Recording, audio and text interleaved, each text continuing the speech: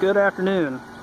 Got a house here. I'm going to take you along real quick and show you some things that I look for when figuring an estimate. So I was already up there once and come down to shoot this, but first thing I'll take a couple pictures from the front, sides, so if I ever need to, it's way easier to look at a photo than have to go back out, and sometimes you can't get that much detail on satellite.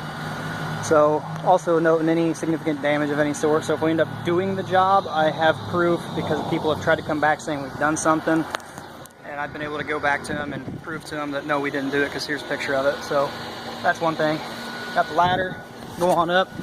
I say this all the time, rope your ladder off. It's easy to do, good habit to get. At this point also, do my best to check and see how many layers. Peeked under here as best I can, verify that's one layer on CDX.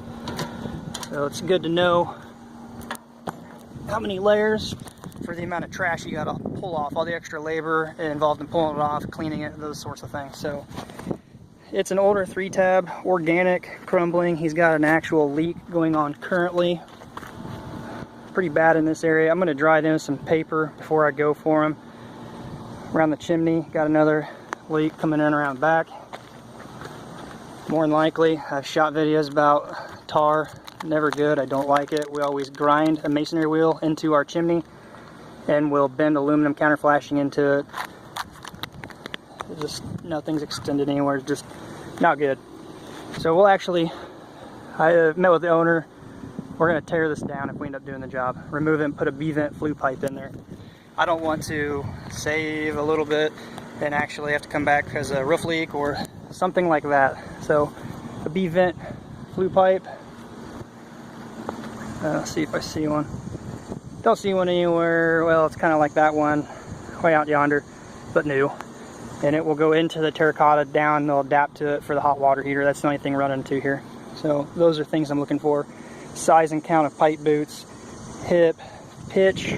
Pitch is an 812. This is a 22 square job. I always add my starter and captain on that because it's material I have to buy and pay to have done. So I figure that in my price. A tip on measuring. So I started one in, for example, I started here. You can count the tabs when it's 3-tab over. I didn't have to go down there. So I take a tape measure, hook it down, get my height, get my width. When figuring a section like this, simple way I do is just go midpoint multiplied by the top. So that side there is, imagine it folding up and makes a square. Simple, easy. Again here, this is 8 feet over, 13 feet down. That's 4 foot by 18 foot. These sections here. So I know my edge middle length, I know my top hip here, or ridge. I go in the middle. Simple way of measuring times my height. So what that does, that corner out there that's cut off, imagine from the middle hip straight down, that there is actually figured in up here where it's not if you take a measurement from the center point over, times the height times 2 for the other side. So this is 18 feet, taking 36 foot times my width, I believe it was like 27. I know how many box vents and how many for purchasing, or for what we'll do is open this up with ridge vent. These are all things you're looking for. Boot down there looks good, but if we need, we'll get a split boot so we don't have to interrupt service on the power.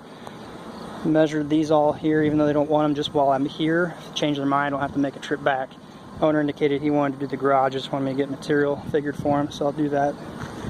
So overall, it's not a hard job. It'll be easy, half day, no problem. And again, I'll dry this in with some synthetic paper. Do have my Cougar Paws on this one. I'm very confident on this, walking it. I'm not worried about it. Some people had asked, as far as the Cougar Paws, do they grip on synthetic paper?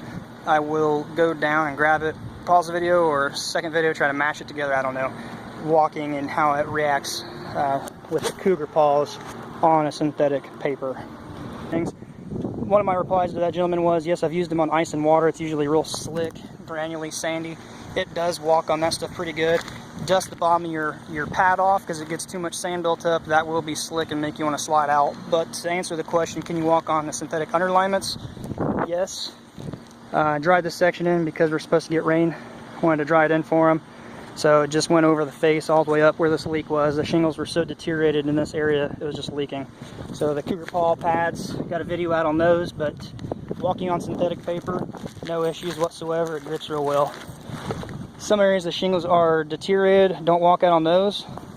I don't care how well you grip the shingle. If the shingle slides off the roof, you're going down. So yeah, Cougar Paws work pretty good on most substrates or most roofing. Paper, black paper, hate the shit. I wouldn't recommend black paper. That shit beads up, you slide right off. So ice and water, synthetic, all that stuff, no problem. Shingles, no problem. Get out there and get you a pair. Don't trust them 100%. Still have that thought in the back of your head, God, I could slide off this. Because when you're not scared, that's when you will get hurt. For them. Get them this quote emailed over to them, and hopefully we can help these people out get to accomplish what they're after.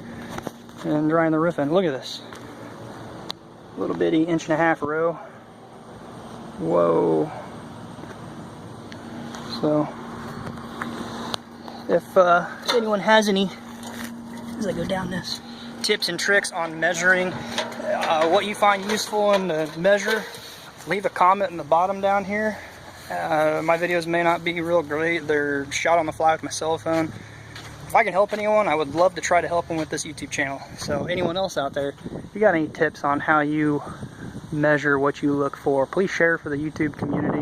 YouTube is awesome. I love YouTube for the right reasons, learning and sharing info, not time wasting. So thanks again. Have a good one.